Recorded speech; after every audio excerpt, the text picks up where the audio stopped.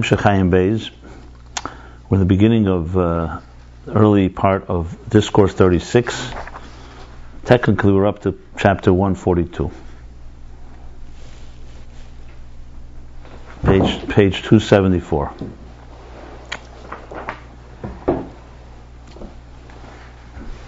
Okay, so I want to share some interesting, delightful information I discovered in my research. As I shared with you, I was going to go through the sources of everything we've been learning. I'd love to compare notes with what you guys did when you reviewed the sources, but I know that probably didn't happen. So besides step one, which is absorbing what it says, the next step is to look at where it comes from and how it's the context. So I discovered the following. The topics we learned, and this is part of Chassidus that we never were taught in yeshiva at all to do. This I discovered when I worked in Sefer Likutim, which is an encyclopedia of the Tzemach Tzedek's Chassidus. It's like a 37 set series, or maybe 30, something like that. Aleph through Tuf. My research years. It's research essentially, and cross-referencing and seeing how everything is grounded in the sources. And then, of course, work in the Sikhs where nothing was left unannotated. Everything had to be annotated. Everything.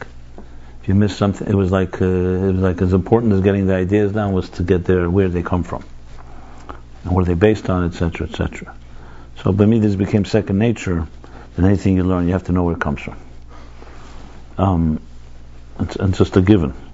So I went back, and here's what. So I could tell you the sources first of all, and then I'll tell you some things I discovered that really tremendously help. Actually, a lot of questions we had here, I think I said at the time, I was sure would be answered once you look there, and they are. They're almost all answered, and more. Much more emerges because the Rebbe Rashab himself went through it all, and he himself is making a tamtzis summary of it all. Doesn't even quote everything. So sometimes something that remains a little unclear, you look there, it's like literally there, and other such things. Just as a general, I'm talking about methodology of learning. If we had the time, we did it once with Shari Tshuva, by the whole interpretation. If you remember Baruch Shamar, and then the same thing with. What was it in Amer Loretz, in Adenu Zenu Tzum Gavenu? Well, actually, no. It started with. Not yet. No, we didn't do. That's later. There was with what was it? Keir Harachim. How does go Adenu Zenu? What's the beginning of the lashon there? What was before? Okay, Asmus and Rachmalen, right? But the truth is, I do it almost on all the things we learn, and we could learn it inside, but it's going to take tremendous more time because it's a lot of learning. It's hours of just reviewing. So I'll give you briefly some of the sources. I mark it up, and also I write it up where they come from, and compare, and you find all kinds of interesting things. So briefly, there's Maimon from the Alter Rebbe, and specifically Noach Tovkuf Samach Gimel, when he first discussed this subject matter, which is the two Yichudim of Yisroel, Saba, Tfuna, and the higher Yichud of Abba V'im Milan, and that's printed in Torah's Chaim, beginning of Noach, and in Eratera and Noach and a few other places. And then there's a series of other sources that are primarily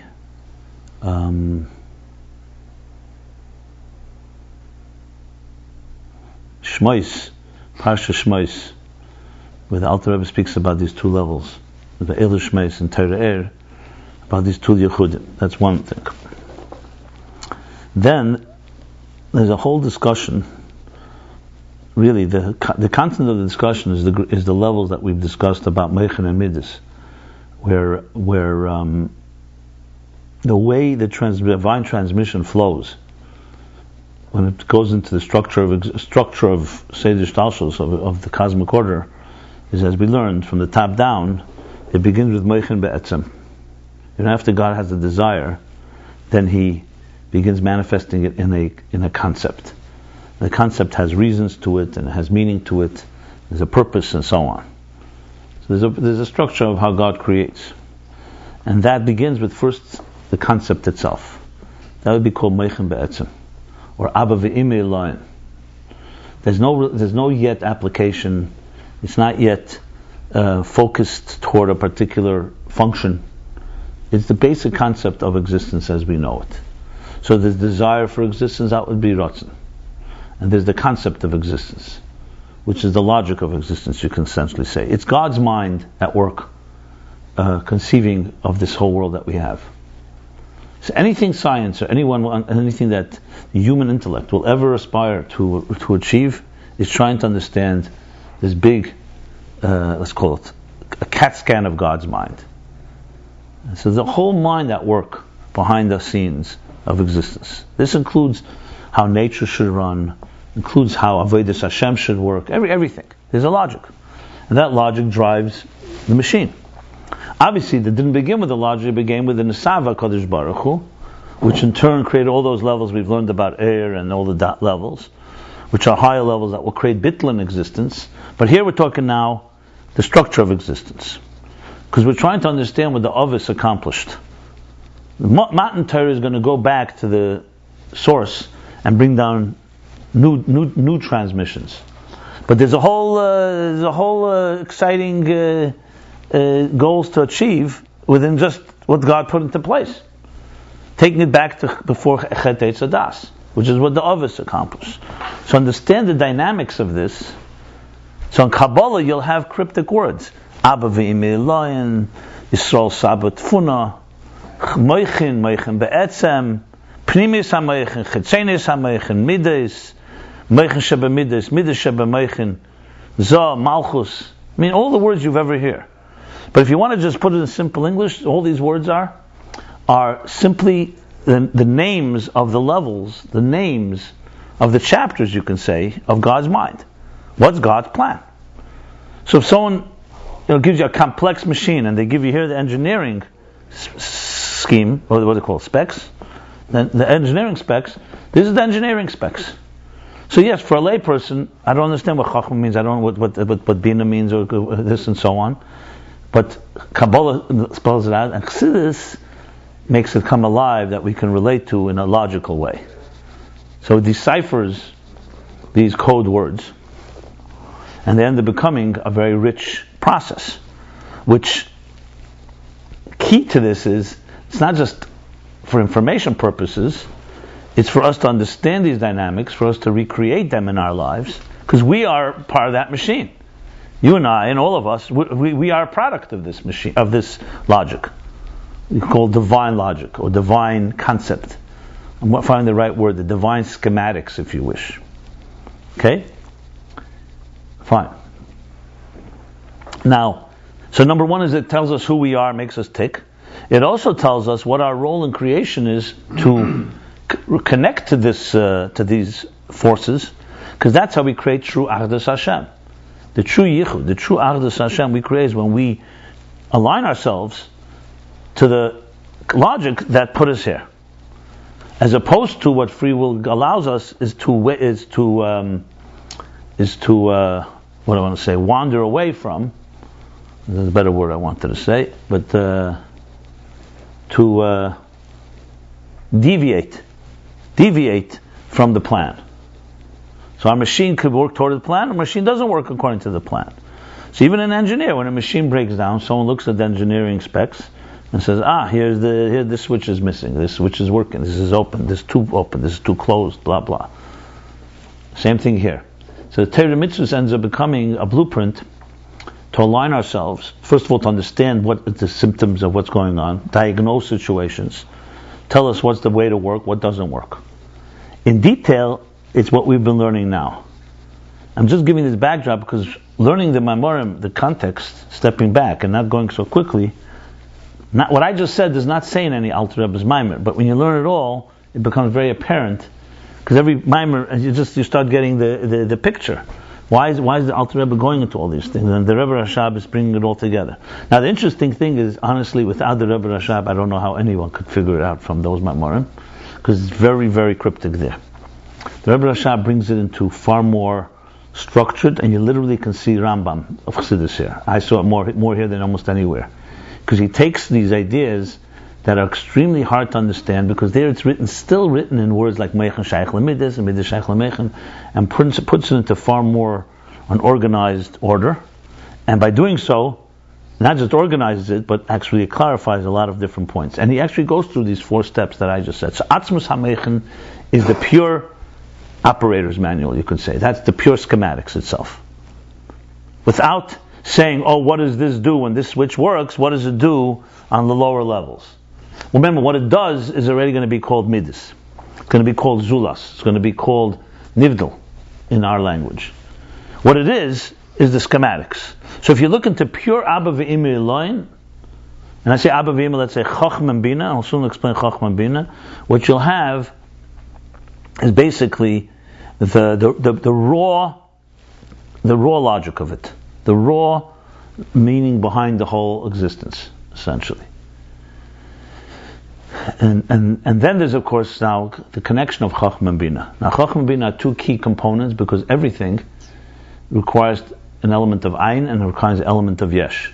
Because even in Seichel, and this is a very critical point in the interface, because remember, I should add this as I always do, all this, why does God have to put it in such organized structure? Does he need it? Yeah, it's beautiful to see that God is eloquent and poetic and everything makes sense. But God made sense to make sense. He created sense. So whatever, but because he wants us to have a relationship with him, it's part of the Achdus, as I said, the relationship. So going back to the point, so therefore within the Seichel itself, Seichel, even though it's not Ratzon, but it's an opening to the Ratzon. What does that mean? Because when you start studying it, what happens is you don't just understand existence, you also understand existence in relationship with its maker. So Chokhmah is fundamentally really, its purpose is in intelligence. It's called Seichel. Chokhmah is always called Seichel. Chokhmah is never not called Seichel. But in the world of Seichel, it's the highest possible point where Seichel reaches that which is beyond. That which puts Seichel there. Which is why Chokhmah works like a Barak HaMavrik, like a lightning bolt, like a flash, like a spark, like a Nakuda. Because it's the seed. It's like the second the seed is created. And the truth is, all of creation begins with a Chokhmah. Everything starts with a Yud. Everything has to start with a point. You can't make a line without a point. You can't make a shetach, a plane, without a line, without a point. You can't build a structure. The most complex structure always begins with the first step. The first step is Chokhmah. And why the first step in the structure, in the schematic? So Chokhmah is a very paradoxical entity. It is going to be the beginning of a whole process of intelligence. But it itself is a Nakuda. I'm going to get back to this in a moment. Binah, on the other hand, represents Yesh. Yesh here, we're not talking about Yesh as an ego, we're talking about Yesh as in a developed, tangible concept. If Chokhmah alone were the driving force, we could not have an existence that we could relate to. We cannot talk about it. It would be so concentrated in a Nakuda, in a point, it would be like a Yud. You have no Aleph Beis. You have to get the Yud into an Aleph Beis, you need to have Binah. Binah is a developer. It develops any point. But the key, of course, now is the relationship between Chokhmah and Binah. What is exactly their relationship? Which we'll get to back in a moment. I want to go to the other levels, then I'm going to go back. So Abba V'Imi Eloin is the core pure Chokhmah and Binah as they are in the deepest possible level. Then comes another level called Abba V'Imi Tatoin. So not to confuse matters, Abba V'Imi Tatoin is already how Chokhmah and Binah become more related to us. Which means they're already now going to be the beginning of a concept that has implications, that has practical implications. That's why Yisroel Sabitun is called Midas, the Midas Shebemeichen. Right? The Midas of Chokhmah is Yisroel Saba, the Midas of Binah is tfuna. As he explained, what is midas? And he went backwards to say midas is not just emotional excitement, not intellectual excitement. Why is that? Why was he so important to him to negate that? Or not negating, to say it's not just that? Because that's already too much into the world of excitement. We're not talking now yet someone getting excited about it. We're talking about how does the schematics turn into an application that will make a difference. Like, why do we need this switch? Why do we need that switch? Khokhma and Binah will tell will tell you what the components of existence are like. It will not tell you what the implications are. Mattan is critical because without that you don't have application. Now, if you press this switch, here's what happens. This goes back to the whole thing with why he brings halachas into the picture. Because the halachas of Torah are already the application. They say, eat kosher and don't eat treif. If you go to Abba V'Me'elayin, they'll just tell you, here's what kosher means, here's what treif means. In Abba V'Me'elayin, in Tatoyin, it will come to a psak halacha that will have a reason behind it. But the main thing is application. In other words, what do you have to do? Not so much what the deeper reasons of why you do it. So midas in this context is, as we learned, our netiyas, the inclinations. You can say the implications, the applications, the where you're going away from pure conceptual and getting now into its application, which of course is critical too, because we live in a world we need application. We can't just talk here that we have an engineering spec. So what? We need a machine that's working. Right. So now we go like this. So that's Yisroel, Saba, V'tfuna is Hamechin already starting to relate to midas. That will in turn give birth to actual midas, which is this is right now not just what the application should be. Like there was the psak halacha, now it's implementation time. So shaftim tell you what the shafit will tell you here's the rule and here's some of the reasons. Now comes to real action, so to speak. I say action. I wouldn't say action, but I would say real application. That's the shaitan. In Indian, shaitan really enforce it. But in Indian, it's really more meichin and midas here. So midas is like, now you're already attracted to something or repelled by it. But here too, there are two levels. It can be driven by gadlus hameichin, a mature approach. So you really think through what the engineer has to say. You go from Khokhma, from meichin into midas, so the meichin are guiding the midas. Or you can go to the lowest level, he says, where it's called, that's Yisroel Zuta, what I just described. That's meichin Sheba Midas, Meichin the Gadla Sheba Midas, which matured the Midah. And then there's Yaakov. Yaakov is the lowest level, but all in Kedusha.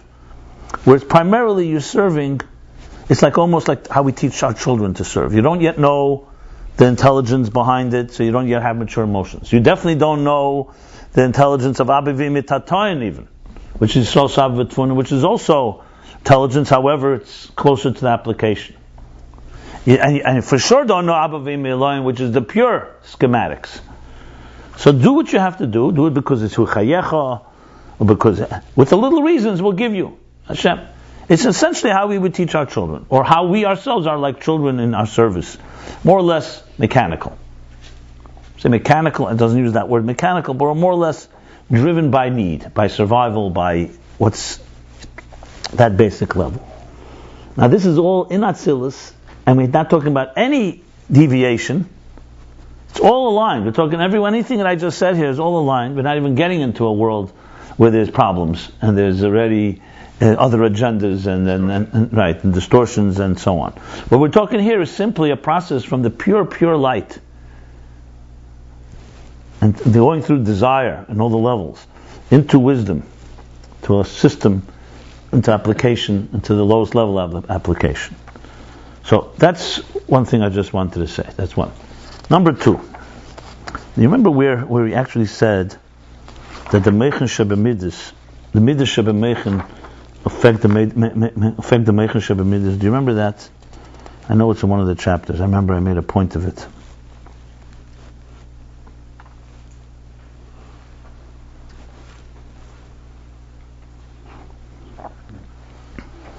Yeah, okay, here it is. The end of chapter Kuf Lamed Zayin.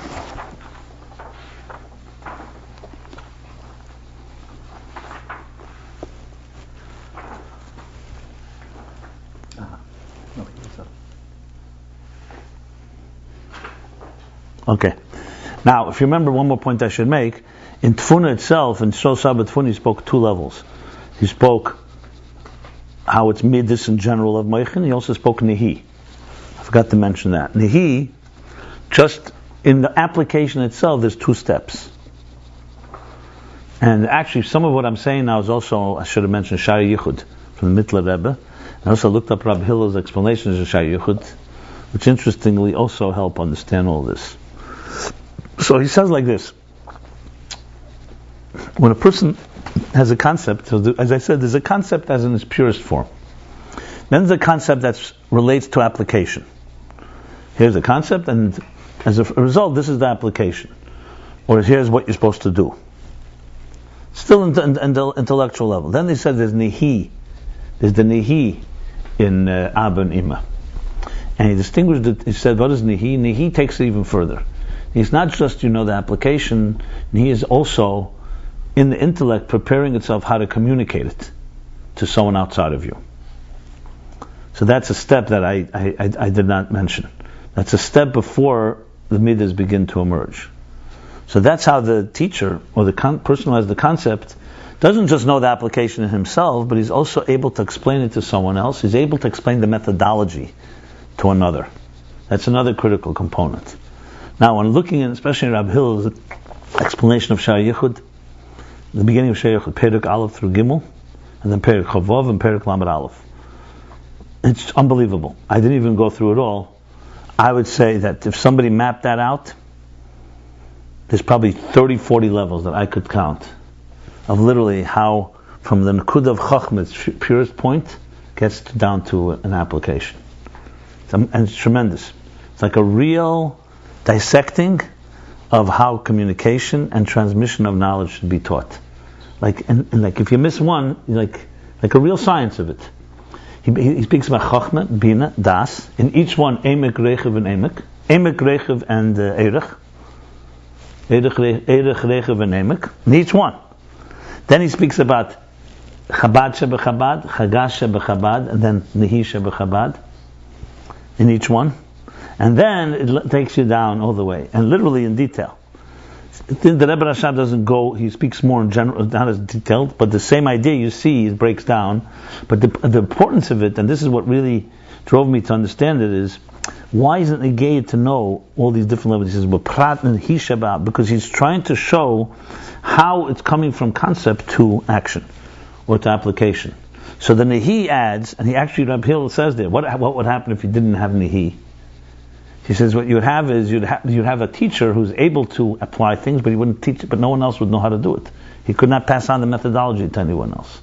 It would be like Moshe knows how to do it, and Yeshua and everyone afterwards, forget it. It's lost art, essentially. So then he adds that you're able to actually transmit it to the next generation, or to something outside of you. Or to yourself, think about it. No. That's not Nehi. So Nehi is that ability to bring it to a Dover Nivdal, as he pointed out here. And that, of course, is a critical component, because that allows it to be replicated and to be transmitted essentially forever. Okay, that's one thing. Another thing is I went back to chapter Perek Mem Beis, and not only Perek Mem Beis, I realized that this is essentially, you can't really understand these Maimarim without learning from chapter 39 and on. What I say, Mem Beis, actually 37, 39, okay. Why? Because that's where he begins to speak about Khokhma and Binah. And what does he say there? And it's very relevant there. There he goes the other direction. And this will get back to Yichud Abba, Khokhma and Binah. There he talks about Khokhma and Binah are fundamentally two different entities. Because you would think that Binah is just an outgrowth of Khokhma. Khokhma is the spark, it has everything in it. How do we usually learn it? And then comes Binah that just spreads it out. Like, what is it? Tipa min ha'amayon, from the spring. Yeah, it begins, that's the source. And then when you stretch it out, it becomes Binah. So Binah is simply expanded Khokhma. That's how one would think. He makes it very clear back there that's not the case. The Khokhma and Binah are actually opposites. Because Chokhmah is Ayin and Binah is Yesh, as I said. So it's true that Binah technically cannot come without a Chokhmah. But like it says in other places in Chassidus, they come from two different roots. If Chokhmah were left on its own, it would never be able to be mispashet, because a Nakuda is not mispashet. A Nakuda is a spark. So you have to say that in Koyach HaMaskil, in the root of the Seichel, there's a root for Chokhmah, there's a root for Binah. And then there's the way they interact with each other. It's almost like the Kav and the Rishima that we discussed. The Kalim are rooted in different places than the Eir. But for Kalim to emerge, you need an Eir to be the catalyst to get it going. But it's not the soul that creates the body. The body has its own root.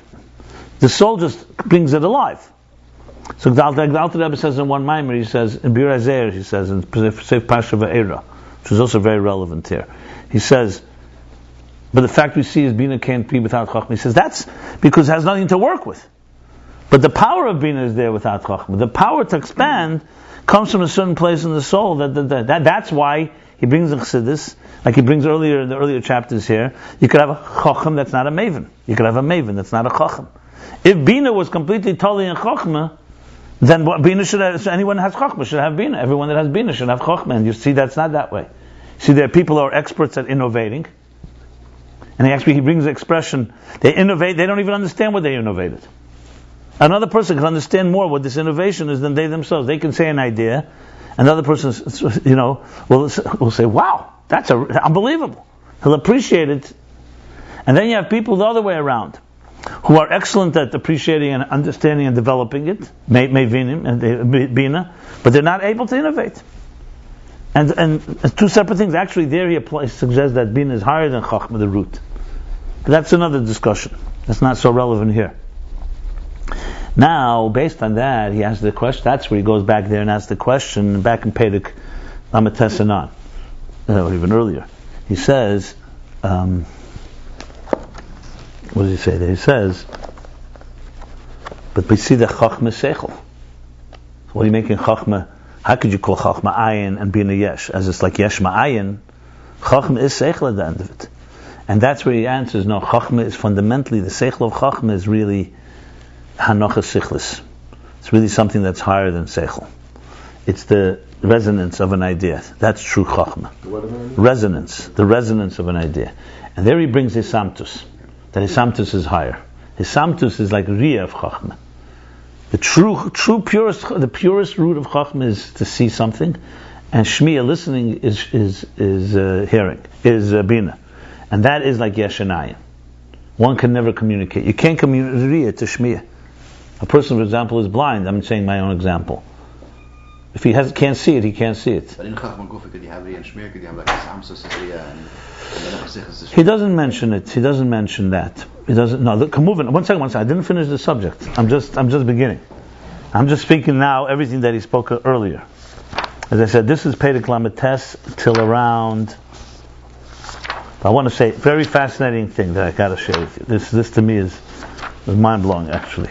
Lamates? No, I'm not referring. No. Because there he's establishing, you have to remember that there the Rebbe Rashab is establishing how the structure of existence has a fundamental hierarchy of Maila Mata. That Khokhma and Binah are not just Miyut and Ribui, they're not qualitative different. There's quantitative structure to existence. Fundamental differences. Because going back to the schematics, schematic of the existence is not just one level and it's just a matter of perspective or, like it's all one energy. And it's just here, in daimim and mineral there's less energy, so there's more mineral. In tzemeach there's more energy, and in chai there's more energy, and in medaber there's more energy. No, it's not just a matter of a ratio of energy versus matter, or energy / matter. There's fundamental different entities, because that's the way the divine logic wants it to be. Keich hagvul, all the way up to the Esespheres Hagnuzes. So he goes on to say, so if that's the case, but Chokhmah is Seichel. So there he makes the case that Chokhmah is really the inyan of Nekuda Hanochas Sichlis. That's page chapter Mem Beis and on, that Rebbe Rashab refers to directly here. And he actually quotes almost word for word from things that he said in chapter 42.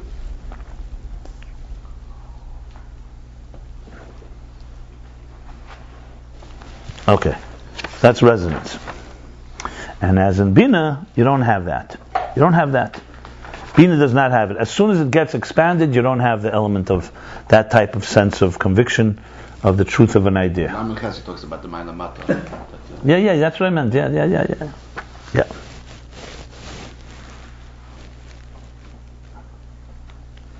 There he makes it clear that ha-seichel is chitzeni, the seichel of it, the actual in other words, the actual logic of it is more yesh, the more spastus of it, the more extension, the expansion of the point. Now the key thing, he doesn't say it specifically, but it seems to me, think of it from the divine point of view. God manifested, or his godliness into a logical structure. So there's two parts to this logical structure, from God's point of view. There's the godliness of it, the lakus of it, and then there's the logic of it. We work from the bottom up. We first, as scientists and as thinking human beings, first we try to understand the logic, and then, hopefully, if we allow ourselves to have the bittul, we get to the godliness of it. If we don't, we get stuck with the logic of it. So, for us, there's the logic, but resonance in the logic is like already, what's resonating? Why some things ring true and some things don't ring true? So I'm suggesting, he doesn't say it beferish, but I would say that what he wants to say is, because what's ringing true is because that is godly. That's what's ringing true. You're getting a sense that this is the way it's meant to be. But you say, is that logic? It is logic, because we're talking about through this logical system. We're not talking faith. We're not talking belief because you read about it in Bereshis Bar Elokim and Chumash, or a teacher told it to you, or you heard it from somebody. Its logic brings you to a point where there's something that resonates as you begin the process. Something is right. Now you can't really explain it, but you sense that it's correct. Einstein had many such moments. He describes them in his writings, and so did many people who've innovated. Had that I knew that it was right. I couldn't explain it. Then I had to create the equations. Now it doesn't mean every intuition is a right intuition. People make mistakes. But the ones that are right, what is it that, how did they know? Was it magical? You're saying So that the answer is because God's implanting of the truth of the idea is inside the idea, the truth of it, and you as a human being, using your mind that was created in the divine image, can touch that truth. That knowing that it was right, is a Binah thing? Or There's a Khokhma, that's anachas sichlis. It's not fair. No. Resonance. Resonance. I keep saying resonance. Now the interesting thing is that sometimes that resonance, Chassidus says, here the Rebbe Shabbai didn't say it beferish, but that resonance will emerge at the end of the Binah process. I'll get to that in a minute. But doesn't it, in developmental, doesn't it start with the resonance? The child has the resonance before the Binah. He knows. That's fine. That works. That fits here. Yeah. The child sometimes knows, sometimes doesn't. Children make mistakes. Not every child knows. A child has a sense of certain things, but children can make a mistake. Can make a mistake, yeah. No, I'm saying, yeah. But they're closer to the resonance faculty than before the Mattan of Binah developed. Yeah, you could say that. He doesn't mention that here, but he could say that. Now, the thing is like this. One second. Let me. So that is now what he's trying to do. So what actually does say it beferish. I have to say that's muhus. So what happens is seichel becomes an interface here, because seichel does have in it ability to sense emes of things, which really means it has bittul. Why Binah doesn't have it? Because Binah is occupied preoccupied with understanding the concept, with the seichel shabazah, with the details. It doesn't have room for that type of resonance. Okay, but listen to this now. Here's where things get interesting. So what I just described now is that Khokhma and Binah are fundamental two different entities, is critical to the structure of existence. But this is really what we call later Abba v'Ima Tatayin.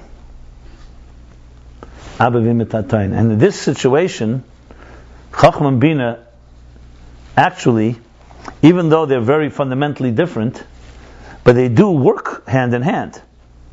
You begin with a point, a concept, and then you develop it. and then the Hanocha Sichlis goes away. Essentially, the resonance goes away, but it's not over with. What am I leading to? So just a second. I want to just go back there a second.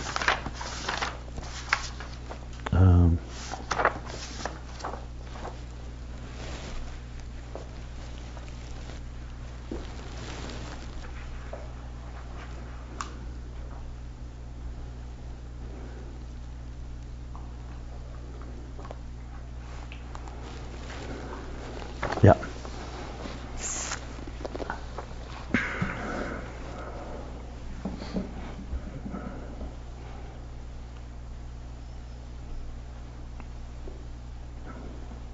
So some of the Mamorim that this is taken from, especially in Ranat, the Rebbe has fascinating footnotes, which I wish I could elaborate, maybe I will elaborate on, which helps understand a lot what's going on here. It appears that when you talk now of this Chitzenius Khokhma and Binah that I just described, because I just described this Chitzenius Khokhma and Binah. What means Chitzenius? That they are that they're fundamentally two different levels. Even in Primis Khokhma and Binah, they're also going to be two different levels, but you'll soon see where I'm going with this. Yeah, one second. So this outer, the Abba V'im Tatayin rather, what we call later Yisroel, Saba, and Tfuna, is ultimately how Chokhmah and Binah are connected to, are more related to existence. So even though on one hand I just described how they're two fundamentally different levels, but they function like one level. They function like one, because the end of the day is, yes, they're fundamentally different places, but then when it begins the process, like I said earlier, if you look at any person and you ask them what's Chokhmah and Binah, they'll say Chokhmah is the spark and Binah is the development of that spark. On a basic level, that's how Seichel works for most people. And that's more or less it. And actually, it's like going downward. Chokhmah goes into Binah, Binah then we go into Midas and application, and you move your way down. And that's it. There's the unification between Chokhmah and Binah there is only as far as functionality goes. Yeah, you need Chokhmah, you need Binah to keep honest, you need Chokhmah, you need Binah to keep going, and that brings it downward. It's a one-way street, basically. That is the structure of existence, and that's how God created the world, and that's what the Ovis realigned, because after, I didn't mention yet the deviation. The first deviation was Chet Eitzadas. They messed around with the whole thing, the Eitzadas. Then came the other sins, and they all now messed up with the whole thing. So no longer do we have a world aligned with its own schematics, with its own specs. We have now a world disaligned, a world that's wandered. The others came and reconnected it all. They took out the engineering manual, the Torah, they understood it. Actually, they kept it. They realigned it all. And not only realigned it, they brought it to the maximum you could possibly do. Like he says, ad bli dai. So like a machine that's working as perfect. Now, obviously the world wasn't perfect with the others, but they did their part. So you had people on earth that were working with God instead of against God, essentially. They were working with the plan. And they were spreading it as much as they could spread it. So no one's saying Avram, Yitzchak, Yaakov finished the job. Obviously they didn't. You still had an Esav and Yishmael, and you had plenty of Klippos around. There would be no Mitzrayim if they had finished the job. There'd be no Golos Mitzrayim. But from their part, you had on earth a living examples, living models of what God wants in His plan. So Chokhmah, Binah, and the Midas of Atzilus. This is called Yichud Yisroel Saba v'Tfuna, Yichud of Abba v'Ima Tatayin. Now we all understand, and this I'm already adding something that I've not seen in Beis. I just take it from the Rebbe Sichos, and there's the logic of Chassidus. We all understand that there's a risk involved, because whatever caused Eitz Hadas, the others didn't really fix. They just brought it back to the point of departure, as best as possible. But whatever caused it to happen then can happen again. Right, exactly. Why? Because the machine is still vulnerable. You know, you can deviate again. Why am I saying this? Because the progression of Abba v'Ima going in that orderly way, that the Hanocha Sichlis is there, the truth is there in Chokhmah. In Binah it's lost. In the Midas for sure it's weaker. Means you're already setting up a situation that there's no total seamlessness. Because God's structure, He wants Ma'ila Mata. He wants Gvul. He wants a structure. As soon as you have structure, you have the possibility, you have Tachtenim, you have the possibility of the structure not following orders. But what the others did do, they set in motion a structure that now can receive something that will create a permanence of a relationship with the divine that will ultimately obviously be revealed when Mashiach comes.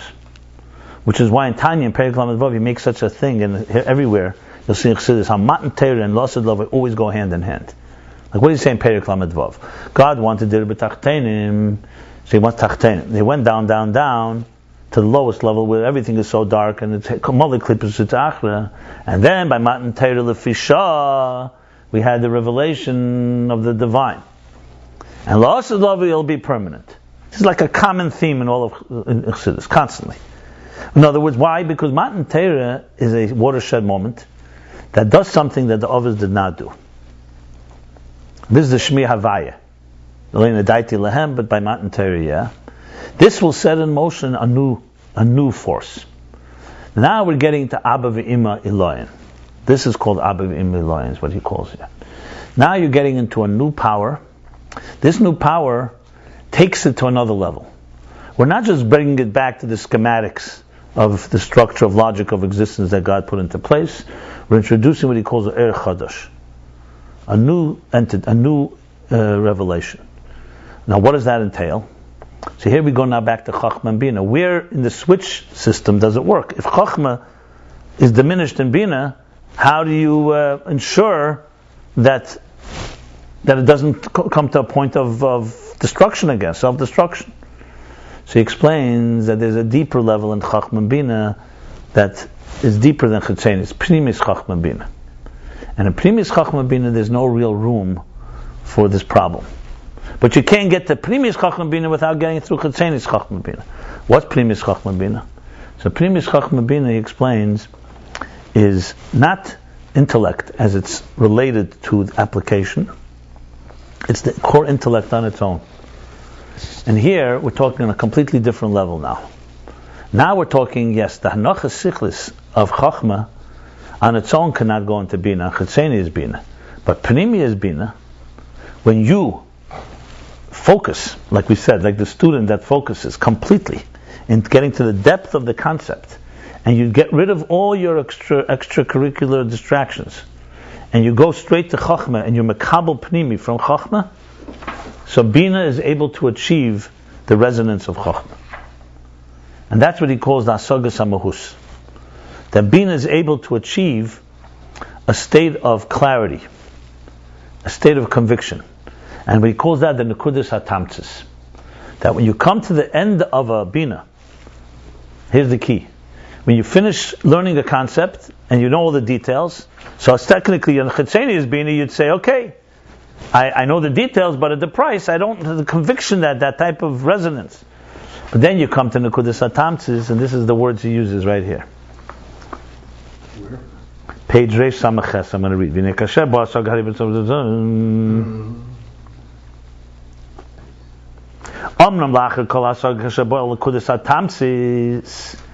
So he said before, you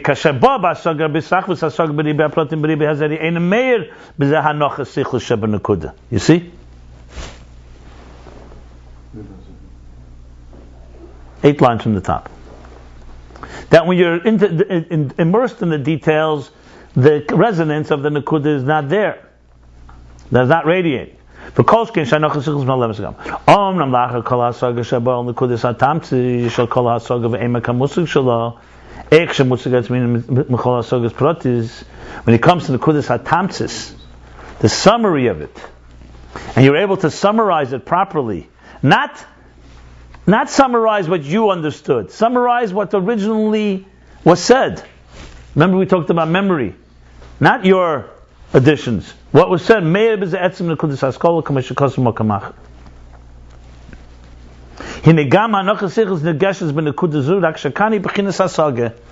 So now you have beginning of a taste of comprehension plus muhus, plus something that is not just mitzias but muhus.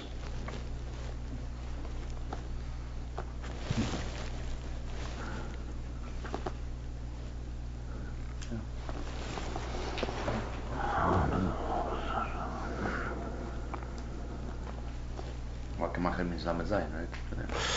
Mokamach is probably Teres Chaim Neach, but Lamed Gimel.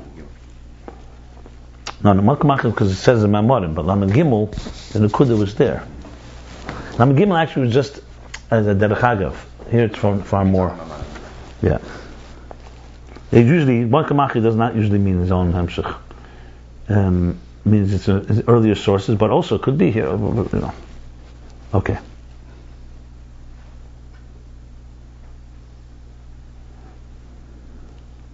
And next chapter he continues on and explains how there's two ways a student makabel can makabel from a mashpia, and basically two ways how being is makabel from Khokhma.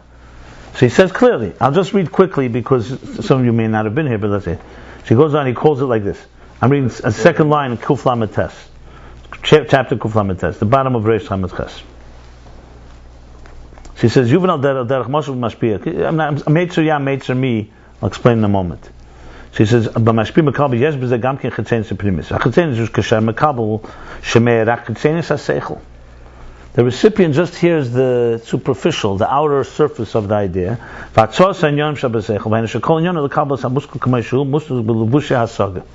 means his primary thing is to understand how it manifests in seichel.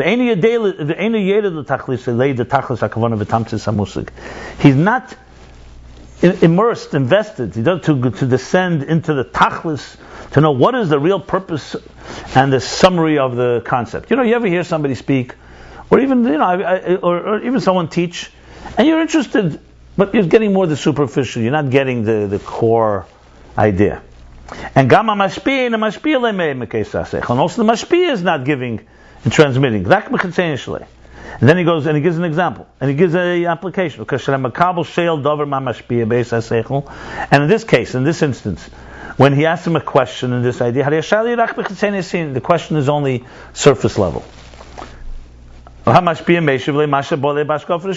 mashpia answers him whatever comes to him first, at first glance.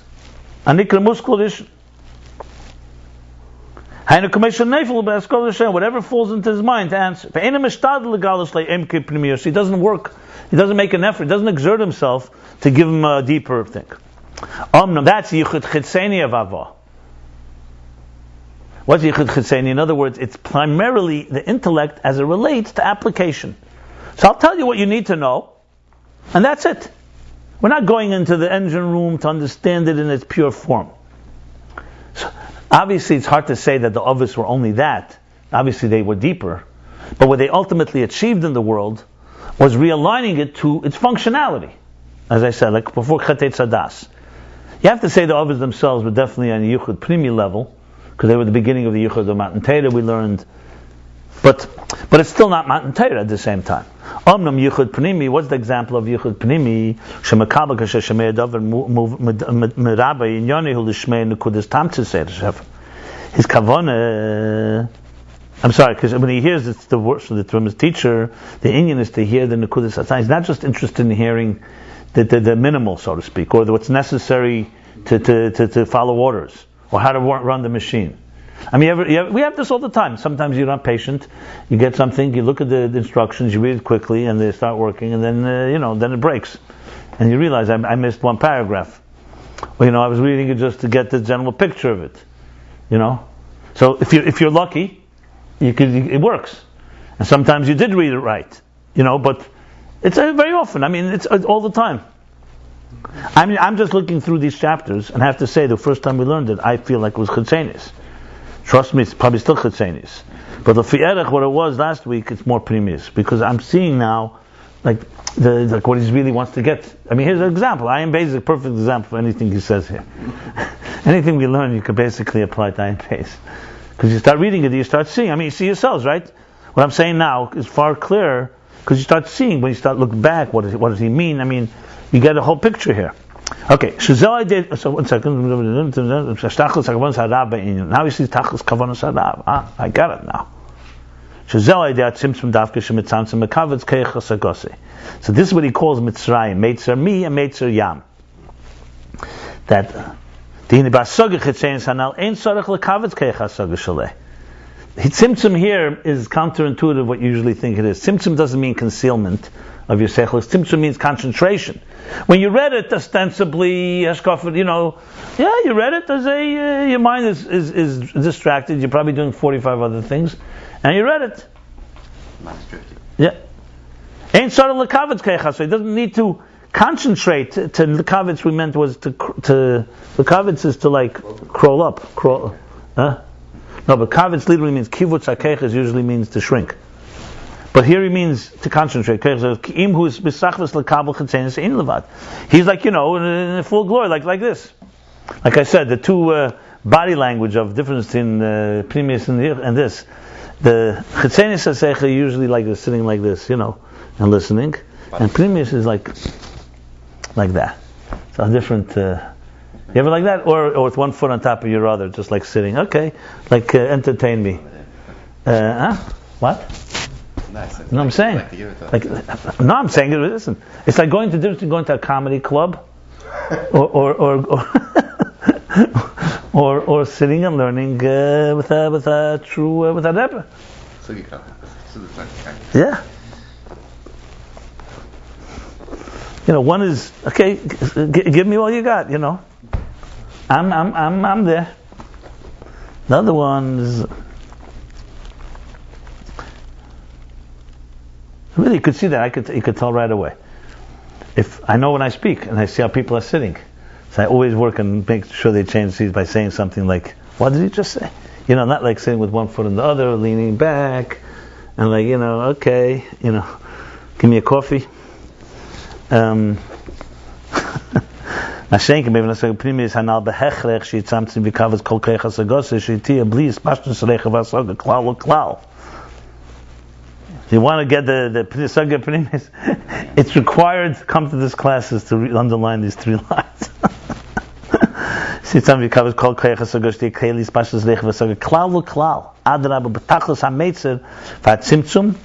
in totally confined and constricted. The only thing that remains is that your mind is open. I said no processing. Total absorption, l'shmei l'kabel etzem kavanas harav. I mean, tell me if this is not an education. Teaching people that does this. Tell me, what do you think it would do? This secret. From young age. Be communication, relationships. Tell me how this would help everybody. We just don't know how to do this. It's worse than a lot of times, I remember kids would tell me and they had a question. And the rabbi would just shoot down the kids. No time for questions. Don't ask such a question. That's not why would it happen? That's means your mind is driven. It's not necessary. Valkain gama mashpia lemek primis, and alkain and therefore also the mashpia transmits them the emek primis in shabbat so makabel shel ese by Inyan. Oh, this is shel ese by Inyan. Shel ki Inyan. Yeah. He asks him in the Inyan. Because if he doesn't, then this shows he's not being mitzumtzum. He's busy elsewhere. Thinking about other things, really. Right. Shekol zeh b'pnimius ha'inyan. Then the teacher's not going to give him some pat answer that fell into his mind. The muskulishin, whatever. He will exert himself to reveal and to draw out and bring from the depths the concealments of the source of seichel. knows that he was focusing. Yeah. The worst thing is when you have a rov, you can't get to the kudah. See, so this what we're rereading right now, I have not yet found anywhere. This is without this, you really can't understand the Alter Rebbe and the others. I mean, the Chassidim then must have understood it, but this brings alive what means yichud pnimi. Now you understand what a yichud pnimi is. So you couldn't do this. The others couldn't do this with a world that was busy deviating. You can't even get them to listen altogether. So let's get them at least to listen to the rules. To the guidelines. Once that's done and you'd prove yourself, generation after generation, and the Eden went through Mitzrayim, now they're ready to stand at Sinai and let's hear, give us the core stuff. We're ready to completely focus. Maybe that's what Nasav and Ishma means. We're ready completely there. You understand how you can't get there? Someone says, give me the core idea. First, let me see if you can listen even with 5% of your attention, let alone with 100%. So this is a whole different understanding of Mattan Torah. It's not, Mattan Torah came around and we had great revelation. The Kalim were there for it, and therefore the Amshacha was there for it. So it's like a real fusion. That's why matter and spirit could meet. Okay. I'm not going to read further because we went through this. I just want to go and say, so this is the Yichud Pimi of Mashpia Makabel, and this is where Khokhma and Binah now, fascinatingly, on one hand, have two different roots, as I said. But now they join, where Binah can start getting a taste of Chokhma's emes, resonance, and Khokhma can get a taste of what it means to be internalized. Because remember, resonance, in the Yichud Chitzeni, there are two worlds. The resonance remains in its world, and the Havsaga is not Havsaga. Comprehension. Like he says, to have it internalized on your terms, and still be Hasagas HaMahus, that's a contradiction. Now you guys weren't here, but I got to give you 3 lines that will blow you away. Listen to the beginning. Go back to page Reis Samach Zayin.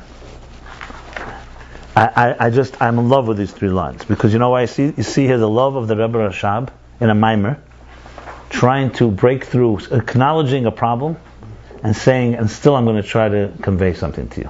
It's unbelievable. Listen to this. He says, how can comprehension be mahus?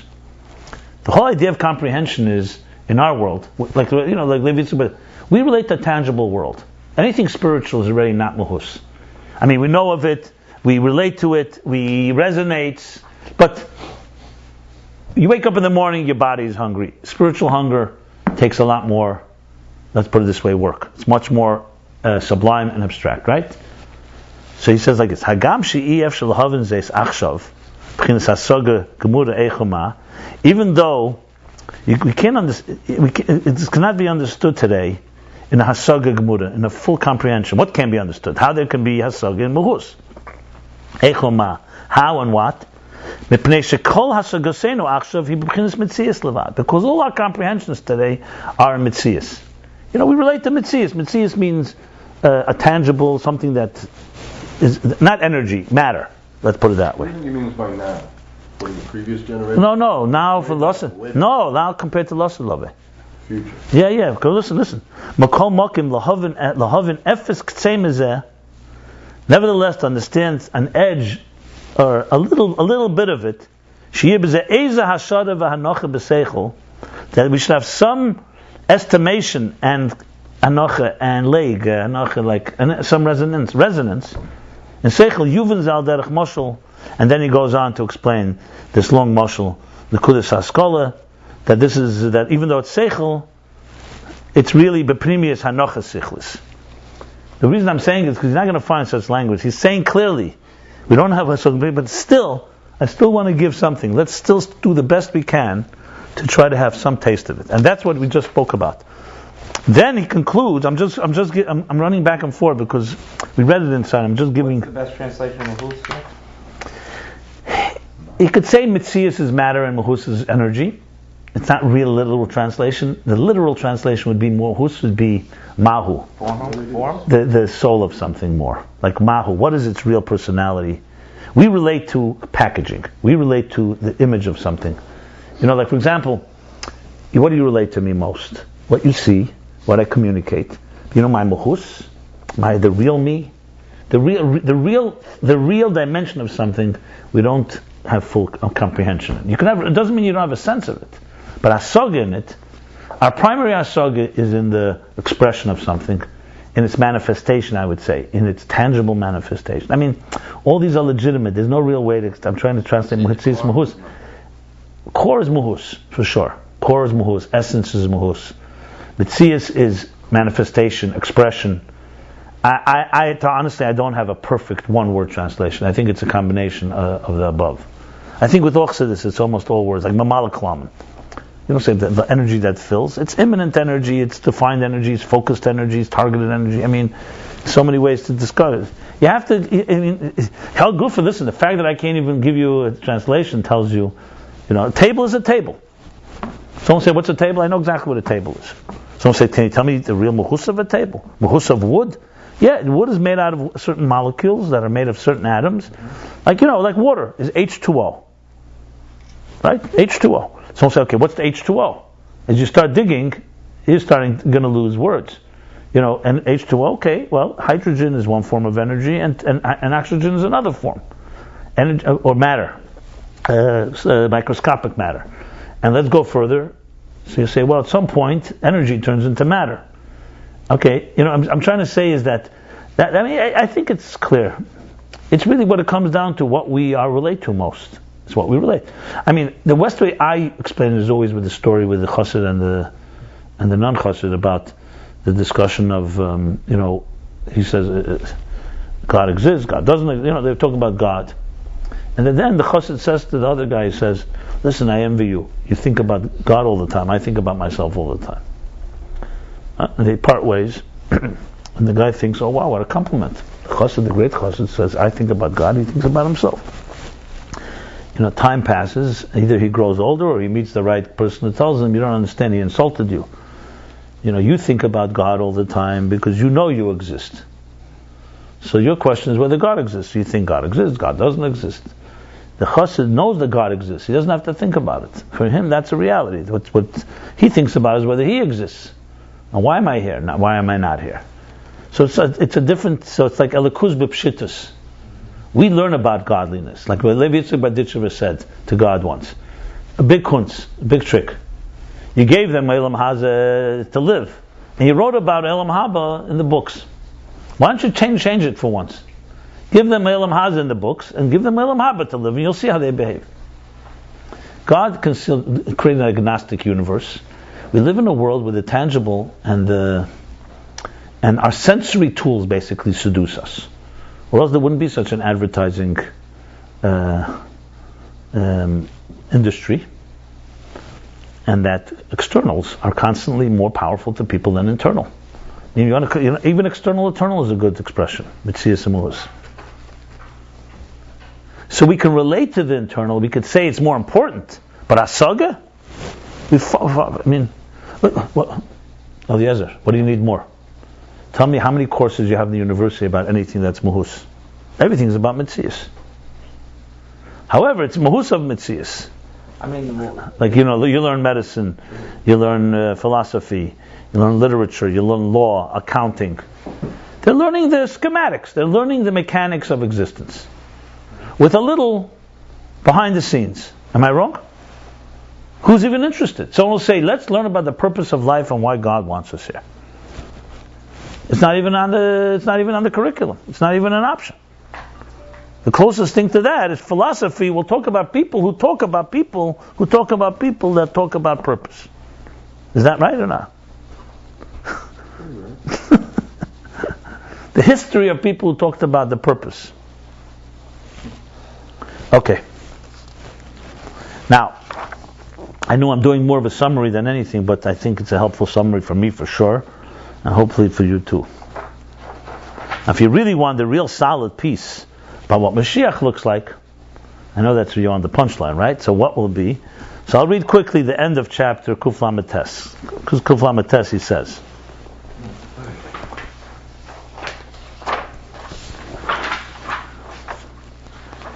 page 269. So it's the same chapter we just learned about the Tzimtzum, how they come together. I might as well say one more thing. It's the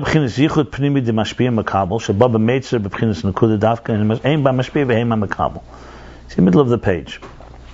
I'm reading where I left off. So this is the Yichud Pnimi now. Now there's no longer distractions. You're talking about total focus and total connection. And I'll share with you the Rebbe's Ha'ara, which I was really struggling with yesterday. And the Rebbe's insight is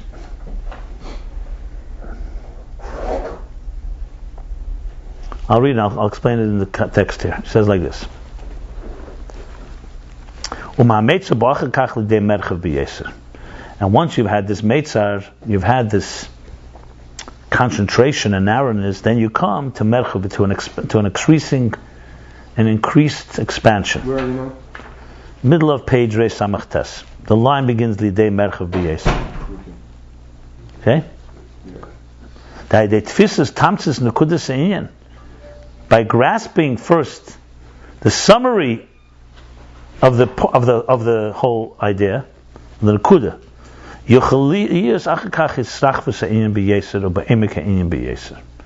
you can then have the increased expansion and depth. In other words, if you don't process while you're absorbing, then when you finally finish and really absorb properly, then you can begin expanding. Then Binah can go wild.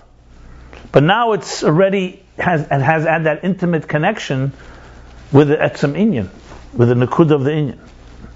So now you can have your cake and eat it too. Let's put it that way. But there's no way around this. You can't jump there without first that type of... Which is why before Mattan Torah, you need to have Mitzrayim, Meitzar. Meitzar Mi and Meitzar Yam. Meitzar Yam is the Meitzar of Chokhma, of the Mashpia. Yam HaChokhma, how he concentrates. And Meitzar Mi is the Meitzar of Binah.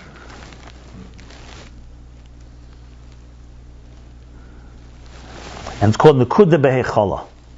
The point of Chokhmah is residing in its chamber now. Another way to put it is when there's a fertilization of an egg. When the seed of the mashpia enters the womb of the makabel, and there's a klita. It required total focus for this to happen. Right? Total concentration focus, and then the seed has a place, klita has a place to be contained and to be retained is the key word. Like Shmini Atzeres. It's Atzeres. Okay.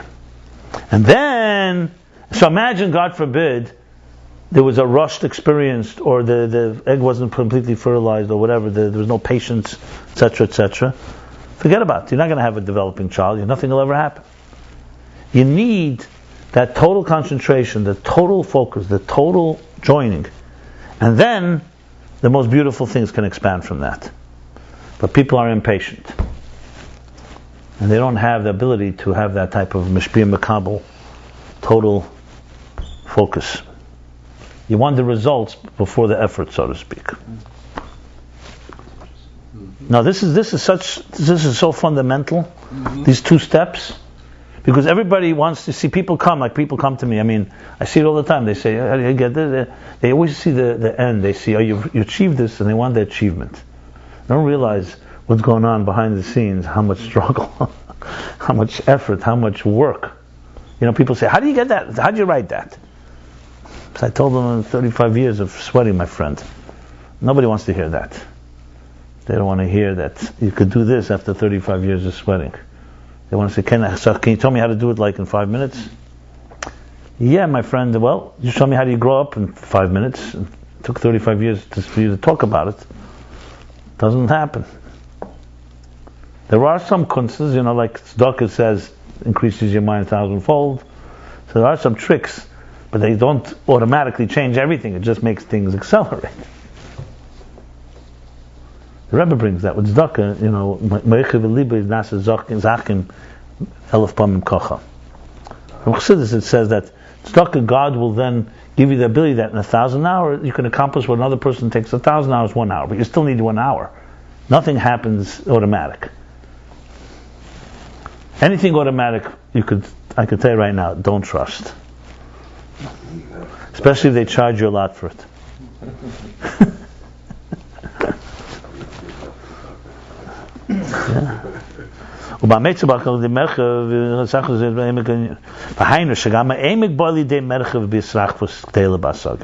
That also the depth now comes into the expansion, which is a contradiction in the structure of existence.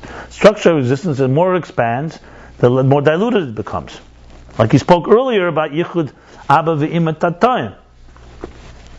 Now here's some very interesting things here. Like we look earlier, Perek Kanal, which meant Perek Mem Beis. That was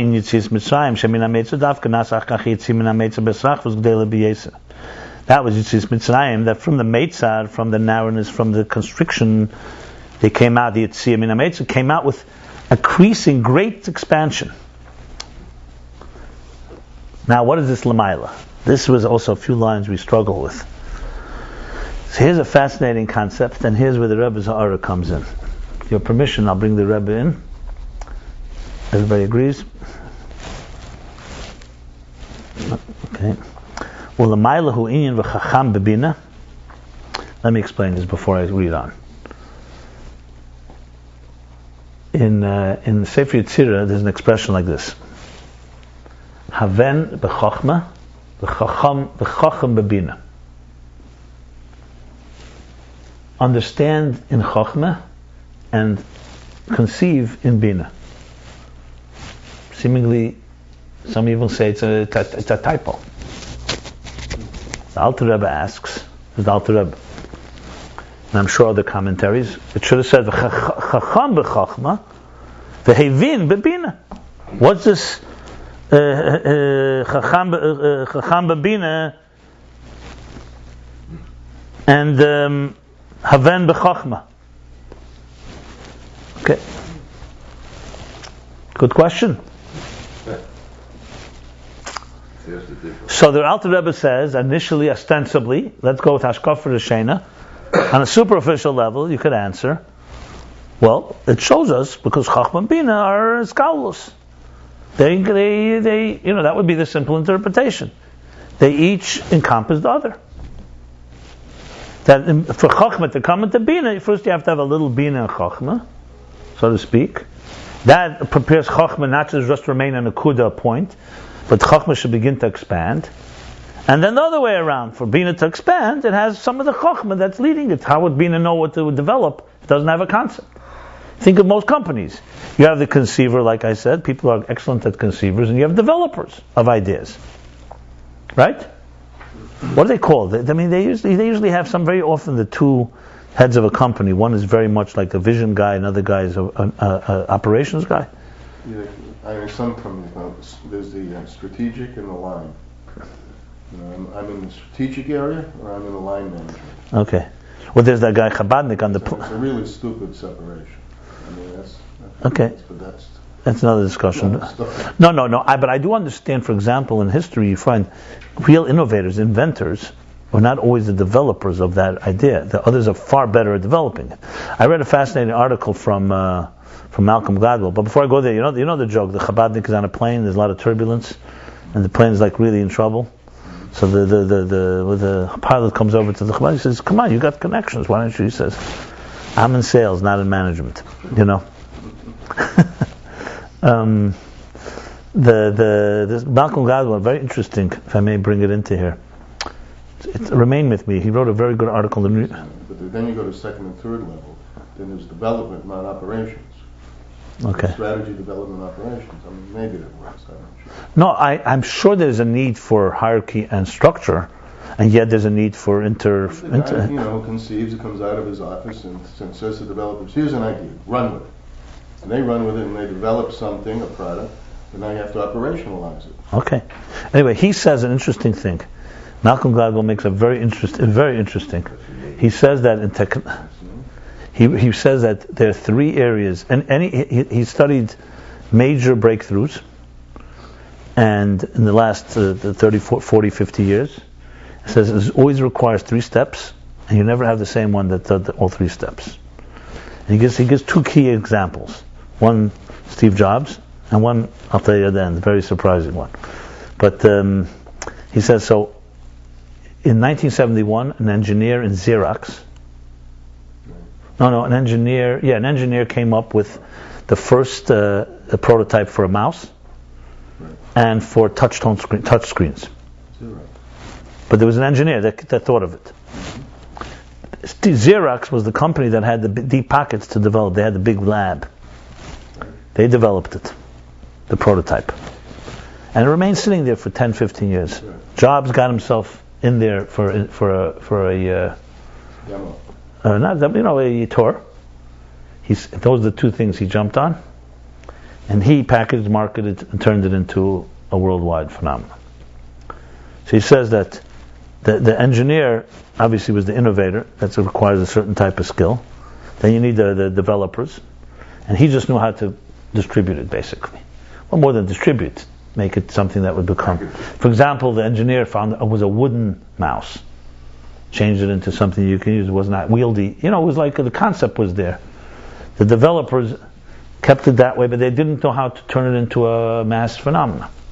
See, the example he gives is, interestingly, was smart weapons. So smart weapons, the first concept of smart weapons was in the deep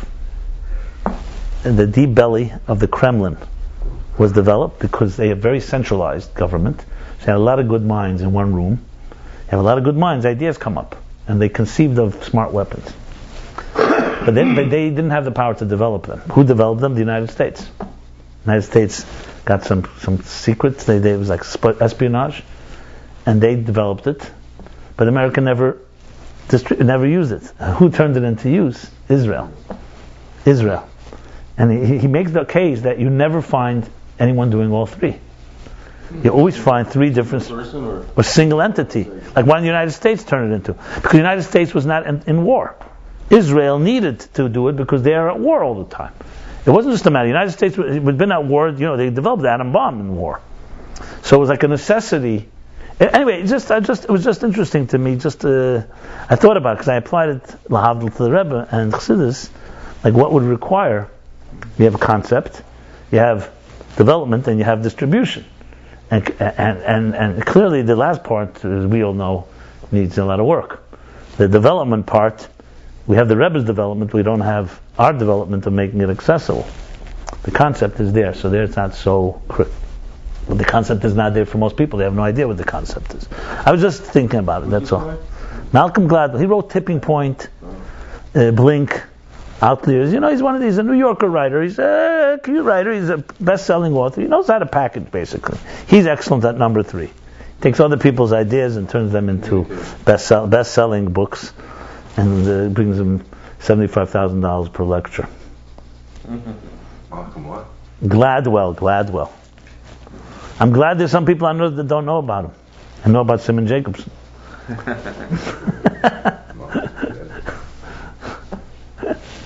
Okay. It's not just. I don't swear by him. He happens to this thing. He knows how to categorize things in there. He has a good way. He had another line that in the famous one in Tipping Point. I pick up these things because they're like they're catchy. He has that one where there are 4 types of people, and there's that and everything, and no 2 people are good at the same at one of these. No one is good at more than one of these.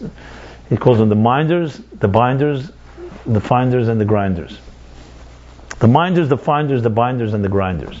You get it, right? And he said the key to a tipping point is you need to find the finders. The finders are the key. The people who have the networks. That one person, you get it to him, 1,000 people will know about it, or more. He says the minders are not the grinders, not the binders, it's the finders. He says in every society there's a group of finders. You got to find those people. He says the good people turn things into momentum, into game changers, are the ones that know how to get those people. Like you talk about the campuses, for example. The campuses have an element of that because students tend to have their own network. So they right away, you get something there, it can quickly become viral. So anyway. Who's this? Oh, that's the guy. So anyway.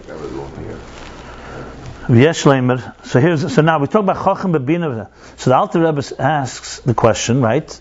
What's going on here? And his answer is initially that maybe it's just simply the process. What's wrong? Like for example, let's say the example usually of Khokhma and Binah is a mayon and a nahar, a spring of water underground and a river. So it's simple. No river comes from nowhere. The river has a mouth. If you dig deep enough, you'll find the place where the original mouth is. The spring is. The spring is not a wide river. The spring is drop, but finally becomes a river. So maybe that's what the Sefer Yetzirah is saying. Alter Rebbe, in very adamant terms, says you can't say that. For the reasons I mentioned before. Because Khokhma and Binah are very different entities. Khokhma and Binah are not qualitatively different. They're not quantitatively different, they're qualitatively different. Because Chokhmah is fundamentally a nekuda, a point. He brings from Kabbalah that Chokhmah is its own root in the Koyach HaMaskil, in the Mazel, and Binah has its own root. So then there are two different roots. What is the Sefer Yetzirah saying? That's the question. Two different roots. Don't we say though, like a shetach or a line is just a continuation of Nakuda? Yeah. We say that in mathematics. We say that in a river. But in the spiritual source of Khokhma and Binah, you can't say that. That's what he's saying. Now, one second. That doesn't mean that they don't have a relationship. So here's what he does say. Okay. So Chassidus answers two answers. This is what the Rebbe says. He brings two answers to this. There are two answers given to it. One is that Havim b'Chokhma, Khokhma and Binah is talking about Chitzenius Khokhma and Binah. Where's that line here? Is it here? Right here, we said L'mayla in v'Chokhma b'Binah. It's the first one on the line. Achar kach haYetziyah. Okay. Khokhma and Binah, that's what it says. Why don't you continue? So here's what there's two answers given. This is the way the Rebbe explains it in that Ha'ara, in Tafresh Nun Tes. You know the Maimer HaCholzel? So there's a footnote from the Rebbe, a very profound and complicated footnote. So he says like this. In Ranat, the Maimer talks about the same question. And what his conclusion is, so you have to say that there's a higher power that implanted Binah into Chokhmah and Chokhmah into Binah, that keeps them together. It comes from a higher place, because they are fundamentally different. And then, yes, the way they function is, in other words, how could a Nakuda actually become a Kav? That requires a higher power. Then there's another explanation, that there's truly a Skalos Chokhmah and Binah. Chokhmah has in it Binah, and Binah has in it Chokhmah. The Rebbe explains two answers there. He says that, he says there's two things in Havem b'Chokhmah. There's the way it is in Chitzenius Chokhmah and Binah. And he says then you would be speaking more that each one has the other one in it, like we've discussed till now. Like like the point leads into on the outer level. But then if you're talking Primis Chokhmah and Binah, there's a whole different way to look at it. In Primis Chokhmah and Binah, there the Primis of Chokhmah is completely different than the Primis of Binah, because Binah is expanding an idea. Chokhmah is the sense of resonance. So here, Havem b'Chokhmah, you know what that is? That is the element of resonance that Binah can also achieve when you concentrate well enough. What he's speaking about here. In other words, the Nekudas HaTamtzis, when you get to the summary of an idea in Binah, it can reach, and you have that type of complete focus and concentration. So Binah can relate to Chokhmah. They become connected. So it's not about the Binah that we talk about, usually expanding an idea. It's the opposite. Get rid of your expansion and allow yourself to just focus with your Binah, and then you reach the Chokhmah, and then you can expand it like you said here. So what is Havem b'Chokhmah? It's not something that is connected to Binah. It's really just because it's essentially an extension of Chokhmah.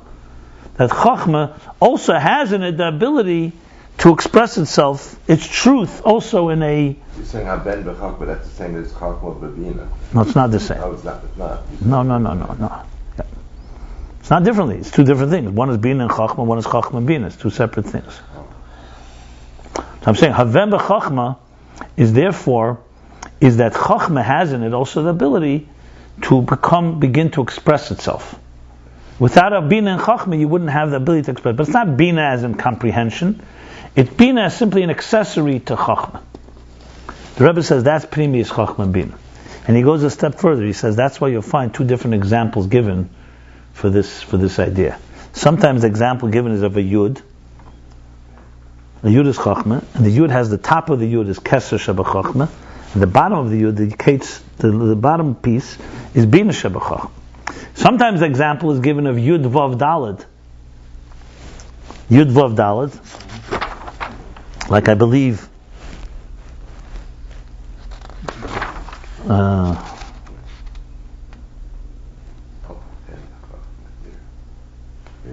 like he says it here earlier.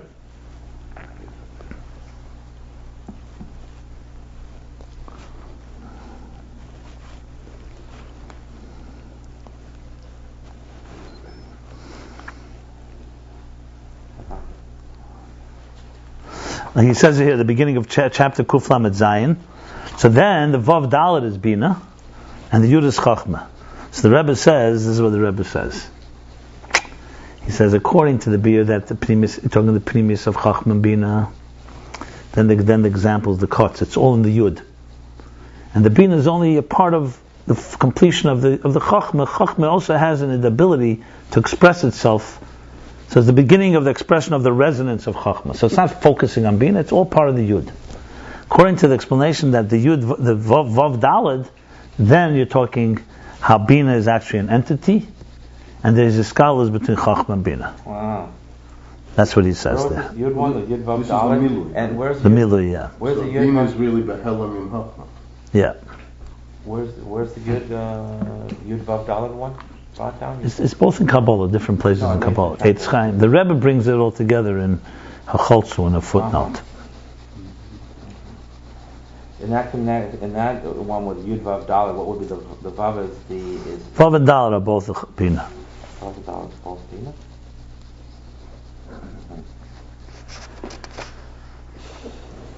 In both situations, is it still? Do we still say Khokhma and Binah are?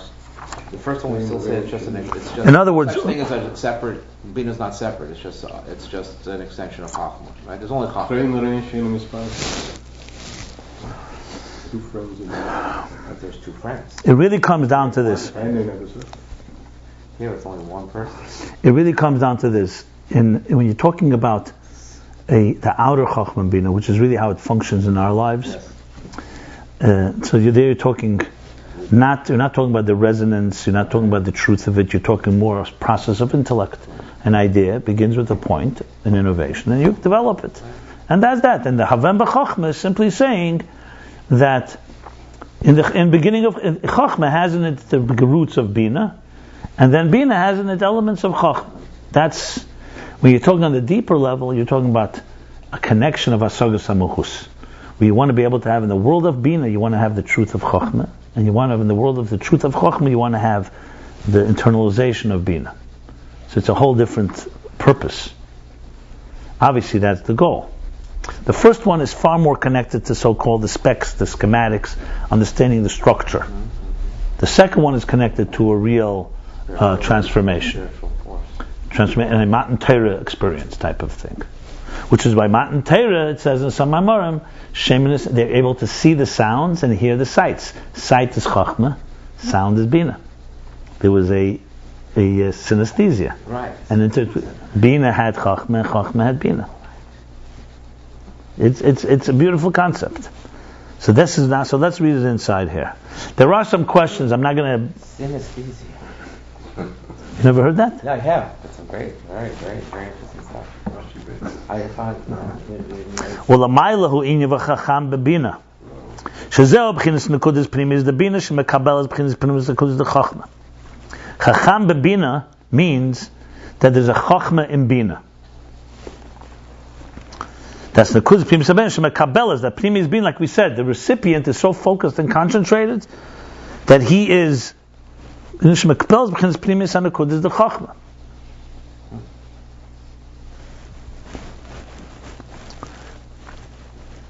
is what? The resonance, the nochas sichlis, the truth, the emes of it. And we could say that this is the inyan of Havem b'Chokhmah. This is Rei now Binah and Chokhmah. That's like, for example, in the Kudas HaSkola, the Chokhmah. So we're talking in Chokhmah, the Nekudas HaSkola, which is the point, that resonating point. Actual b'chinas ha'pnimi shallah.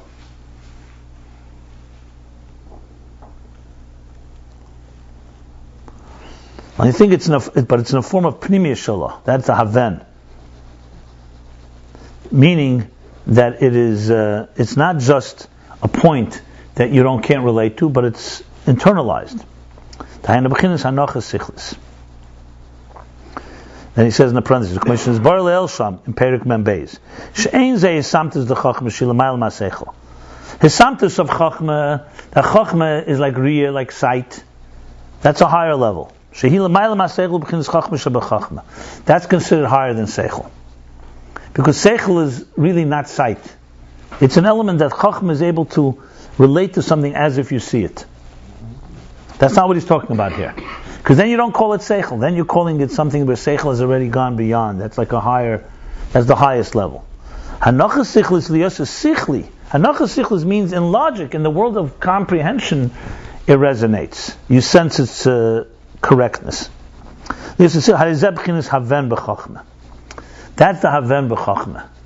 That in the, see, it's a chiddush. This does not say, I believe, anywhere. This is the Rebbe Rashab's chiddush. V'asichli shebenakuda b'chinas yisod Abba, yisod Ima, yisod Abba. V'asichli shebenakuda yisod Abba. That's yisod Abba. V'anochu b'chinas haven. In other words, if you didn't have the Bina within Chokhmah, You wouldn't have hanacha. You wouldn't have that in Seichel.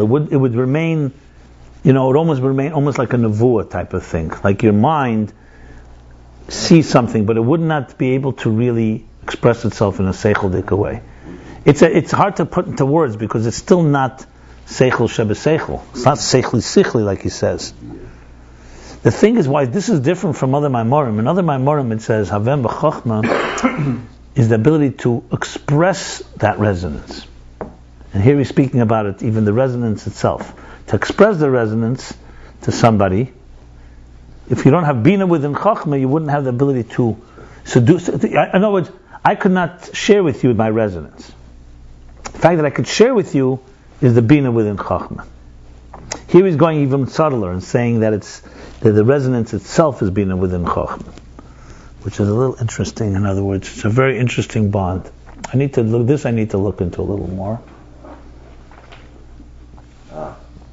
But you see the depth of what he's talking about here. Unbelievable.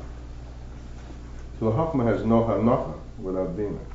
Without the Bina within Chokhmah, not Bina. By the way, then his grandson or grandson? No, Habina, Havein. Okay, now listen, here's how he finishes. This is very Mashiach-dik now. And now goes the other way around. And this Bina Sheba Chokhmah, the Hanacha Sichlis, in turn, manifests in Pnimius Bina, Shu'ina V'chacham B'Bina. So now so in other words, Bina, what we call Bina now is really the idea, the fact that it resonates is Bina Sheba Chokhmah. That's not called Bina. It's not the Bina you're familiar with. It means it's the expansion within the point. Because the Chokhmah itself is such a concentrated point, you could say you could just have a flash of idea, and that's it. No resonance, nothing. It's a flash, and that's it. I think the word hanacha is important here, right? Yeah, hanacha means right. So, but hanacha also means leg, resonance. Right. Has two elements to it. Like I just said, you could have a flash. Chokhmah should just be a flash. And Bina grasps the flash, the handles, and turns it into something. Fine. But there, it's two worlds. This is a world that sends out sparks, and this is a world that grasps the sparks. Two different things. Fine. Here we're talking that's Chetzenis Chokhmah Bina, what I just said. In Pnimis Chokhmah Bina, what you have is, Chokhmah is a flash, good. That it's a concentrated thing. There's a Bina inside it that makes it resonate. You say, I get something here. I get something. That get is already a Bina. This in turn now become into Bina when Bina becomes the handles and starts expanding on the idea that Bina has now, when you concentrate deep, Bina has the ability to explain that resonance. To explain it, to expand on the resonance. But only when you go deep into Bina, because if you still use Chetzenius Bina, you're going to lose that. In other words, you have two options when you start understanding something. You could be, I'm going to understand something, and I'm going to bring everything I have in it, or you're going to push everything away, the kibbutz that he spoke about, the tzimtzum, the mitzrayim, and I'm going to just focus what the teacher has to say. I'm going to align my Bina to the Chokhmah, and then you'll get the resonance of Chokhmah, which came from the Bina within Chokhmah, will come a Chokhmah into Bina. And then you can go into Bina as an expander, and the Merchav, he said, will expand outward in the fullest possible sense. It's excellent. It works perfectly. Resonance are a good literal translation of hanacha, or how would you translate? I don't see another way to translate hanocha sichlis. He calls it the leg. In Yiddish he says es leiktzach. Leiktzach, literally, hanocha does mean to place something, but place here means when they say in Yiddish the leg, it doesn't mean just placed means you get it. Something resonant. I don't have a better word than resonance, to be honest. Because it doesn't mean what means placed. It doesn't mean that it settles, because it's not settled. If you go back to the beginning of the chapter, you'll see it says that he as vertem recht. You hear this is the expression. As vertem recht, and this is sehr gut. Where is that? Why isn't that close? The beginning of chapter Kuf Lamed Ches. What? What did Rabbi say? It wasn't epiphany. It was not an epiphany. I don't know. Could I identify with epiphany very differently than that? This is a resonance, like he says, epiphany. How do you define epiphany? Define. Flash that you relate to, though. First of all, tell me how you define epiphany. Maybe we have to. Flash that you relate to. Epiphany is an awakening. That's the translation of epiphany. Is an awakening. It's a religious root. First of all, today they use it even in the creative world. But epiphany is a awakening, if I recall correctly. That's what it means, right? Epiphany means an awakening.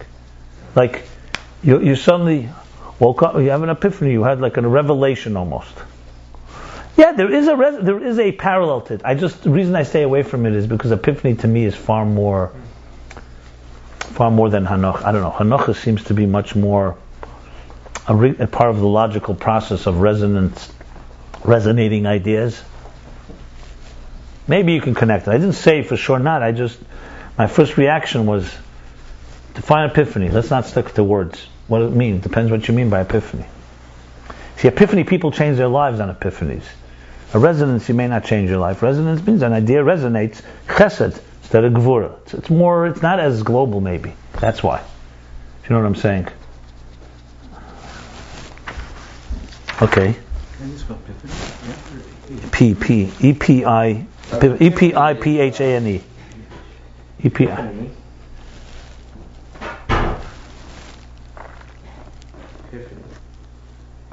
An epiphany, manifestation, striking appearance, from Greek, is an experience of sudden and striking realization. Generally, the term is used to describe breakthrough scientific, religious, or philosophical discoveries that it can apply in any situation with an enlightening realization allows a problem or a situation to be understood from a new and deeper perspective. Because I know when the Rebbe Rashab would want to express that, he used different language. That's far more. I'm thinking what words would the Chassidus would talk about. Global, It's very global. Mattan Torah would be like that. So there is here he's speaking very localized, individual. Feinhofer is an extreme measure of this. Yeah. So I didn't say this. I'm saying to you now. I'm correcting myself. I'm saying yes. You could relate. This could turn into an epiphany. An epiphany can be connected, but I wouldn't say that every Hanocha Sichlis is epiphany. Just because something resonates doesn't mean it's no, it could be like.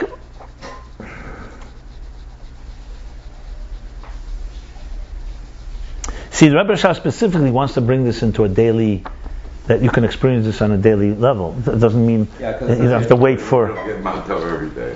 Right. These are relatively rare occurrences and generally follow a process of significant thought about a problem.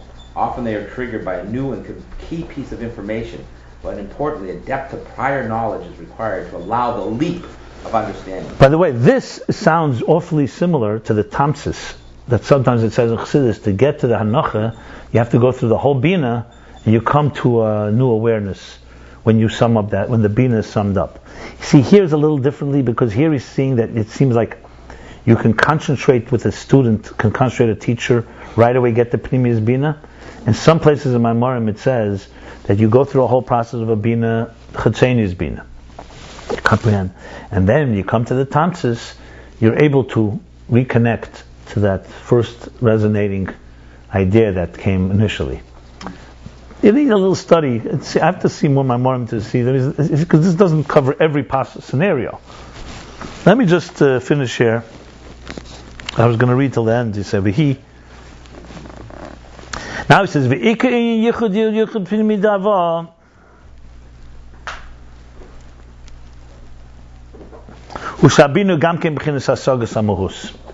that Bina also should comprehend the muhus. Like Chokhma that sees the core. Same thing, Binah in its inner should have a comprehension of the Muhus. Like the comprehension that will be in the future. It'll be in the Muhus of Ein Sof. We'll actually see the core of Ein Sof, and it will be comprehended. These are the reasons of the Torah that will be revealed in the future. There'll be literal comprehension in the Muhus, the personality of the divine. And this is the revelation of the core pleasure, the future that will be through Binah. Like the revelation of Atik in Binah.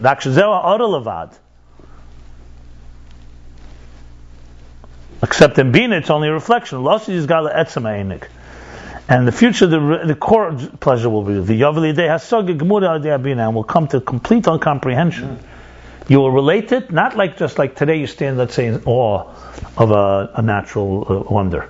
Then you will comprehend it like you're comprehending things today. Today, it's like you said before, we can't really understand how that's possible, because the awe of it seemingly defies comprehension. That's why it's in awe. To be in awe and to fully comprehend it seems to be contradiction. To be in awe, right? To be in awe and able to comprehend it simultaneously. And comprehend it and remain in awe. Right. And not feel like you own it. Comprehend it simultaneously. Yeah. Yeah, that's beautiful, I think. What do you think about that, Avram? That's a nice visual? Beautiful. Comprehend and be in awe at the same time. Yes. I think with a spouse, that's probably the ultimate. I was just thinking that. In awe, I've got no problem, but to comprehend. I'm in awe of her, but I don't comprehend her. No. That's the point. Imagine. So now you know what Mashiach is going to accomplish. Wow. You can tell this to your wife today. Imagine comprehending. It's a very good Valentine's Day. Think of, you know what, if you could think of a Valentine's card with that at the bottom, you probably have something there. Beautiful, huh? How do you own it and still be in awe? That's the whole question. There you go. You know why? Because real bittul can do that. True bittul can do that. I own it. Well, a lot of, people, the real Chassidim didn't want to ever be secretary of the Rebbe because they didn't want to lose the awe. Even the Rebbe wouldn't go into the field. It's kashrus, right? More than once or twice. They asked Chani Marozov when he became secretary, did you lose some? He says, I lost some is kashrus, yeah, but it was worth it to hear such a Krishma Shalamit. So he still maintained. You have to have. Look, it ultimately comes down to it's not about me. See, the problem that the ultimate trap is, the elephant in the room is, it's the insecure ego that wants something. If you get rid of that, then why would it be a problem? I mean, like, why do we lose sense of awe? Because it's like, what's the need to own? Why do we need to own it? Why is it important to own something? We're brainwashed that we think we need to own things. Since when is ownership a quality? God says, I want you to own it. Fine, so good. It's part of you want me to own it? I'll own it. Be part of me. I'll work on it. I'll hard. But once you take yourself too seriously, and you think, okay, I really own it, then you miss something, for sure. It ultimately comes down, I told this to a Misnagish, a friend of mine, whatever you want to call him. He always, he said to me, so tell me, what's the real difference between a chassid and a misnag? I said, you want the real difference in my words? I never saw this anyway, just my own hergish. I said, a real chassid takes the course seriously, but he doesn't take himself seriously. And a real misnagid takes himself seriously, but he doesn't take the course seriously. He says, I hate what you just said, but I get it. And he said to me, he told me, his next question was, is that doable? So I said, you see, your question alone tells you don't think it's possible, right? When you learn Chassidus, you know it's possible. I'm not saying everyone can do it, and it doesn't happen to every day, but there is that element. I mean, it's like what Hashem says to Moshe, you want to see me? Stop looking, and then you'll see me. As soon as you want it, you're out of it. By the way, I don't want to say lahav, but I think Henry James, I forgot some of these thinkers, when they speak about happiness, they say something very similar. Happiness is only those that stop seeking it. You seek it, you never gain it. You can't seek it because it's things emerge. Yeah. It's like like happiness, truth, God, soul, love. That's why the kids start learning about. I really believe this. I think. See it first. You like this in our economic. We were taught that everything's about acquisition. Everything's about acquisition today. You acquire things. You possess things. You buy things. You gotta find it. There are things that emerge. Emergence is not respected. But everything real emerges. Show me something that you acquire that's real. A child. You can't force it. 9 months, my friend. It's going to take 9 months for it to gestate, and it's going to emerge. A seed in the ground. But today we don't know. When you eat a tomato, you don't know what process. We think you press a button, I got a tomato in my fridge. We've lost the whole sense of process and emergence. Those are two things that this fast food society has lost touch with. Really. I see it all the time. Everyone thinks, process, I could speed it up. Or emergence, I won't emerge, I'll buy it. And the real things don't work that way. Nothing real works that way. Unless you tzedakah. Tzedakah means you're ready, you're giving away of yourself, yeah. So this is la'asid love. Let's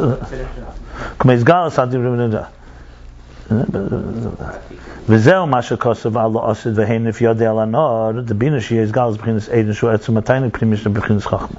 So it says la'asid that there'll be v'hein if yodei al anor, he'll wave his hand over the river of Bina. She is galus and the river will part. There will be the revelation of the Ayin, Gan Eden, the pleasure. So etzem mataynik shu primis chokhma, the core taynik primis chokhma, the primis Saba primis atik. What's the difference then? Chokhma is the seeing of it, the sense of that the emes of seeing something, and Bina is that you comprehend it. Comprehension basically here means it's internalized, it's integrated.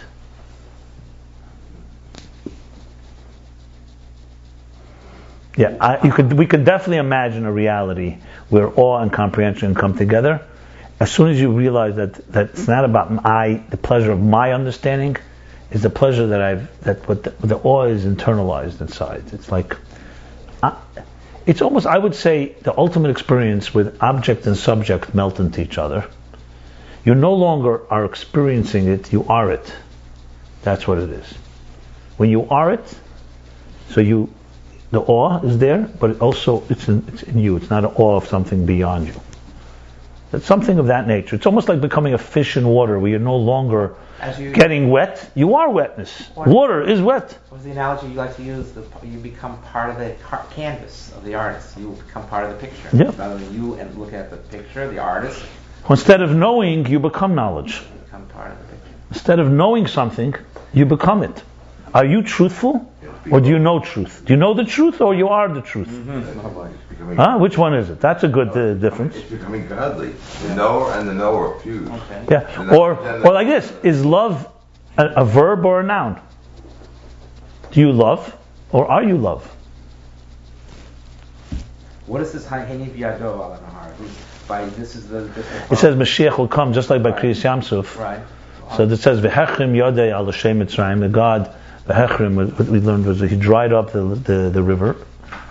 Same too, Mashiach will come, there'll be also a yam. So yam is Khokhma. Right. Nar is Binah. Right.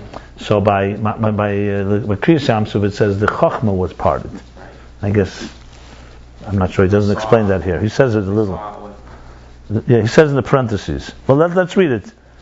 The Chokhma b'chinas diyah v'bina v'zeh she'yirak ha'fon hanofel hanor v'lo sheyachrim eifek k'mei al l'shein yam d'ksiv by v'hechrim. Like l'shein yam means the tongue of the sea. Right. That says boy hechrim. Here it says v'heinif. Hanof is more of a waving, like a wave. There v'hechrim is far more aggressive and more like drying up. So because there'll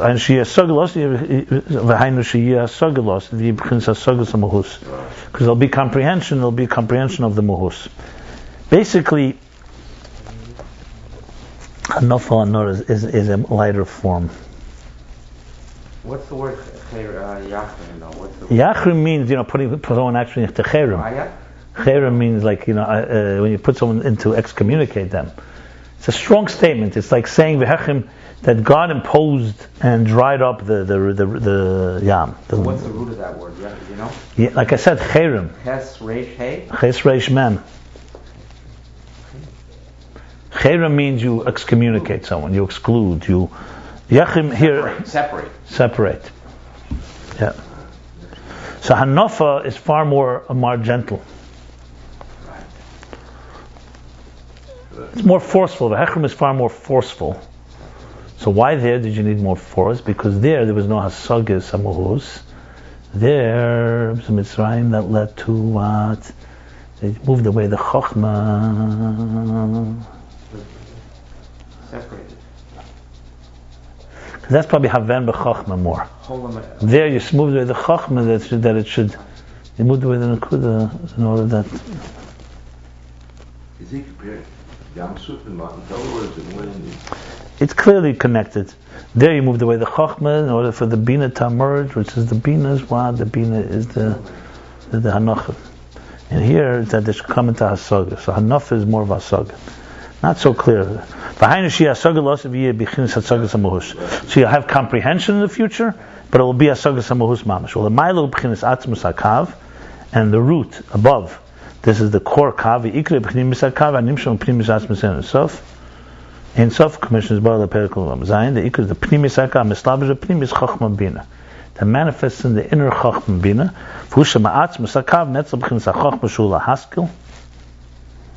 Core Kav emanates the Chokhmah, which is in order to conceive. Yashlem HaKavana Riyah Shazayi in Haskol Asid. Kavana is Riyah, that will be the Haskol, the way that will be the comprehension that will be in the future, like seeing. But Mahus has Kav, in the core of the Kav, Ach Kach Netzel B'chinas HaBinah Shula Haskell was Bein B'Mahus HaKav Hazeh. And afterwards, Binah to comprehend, to lahasik, to understand and comprehend, meditate on this Mahus HaKav. Then comes the next chapter, which is fascinating, which we learned already, of how you do that. How you do that by meditating on the objects of the world and turning them into a mushal, to see how they're an example to every detail of the nimshal, which allows us to see. Now we went back a few chapters. We're already up to chapter 142, but I did a summary. Okay, we're going to stop here. I did a summary essentially of chapters 134 through 141. So we'll stop here. We did, yes. Okay. Let me say,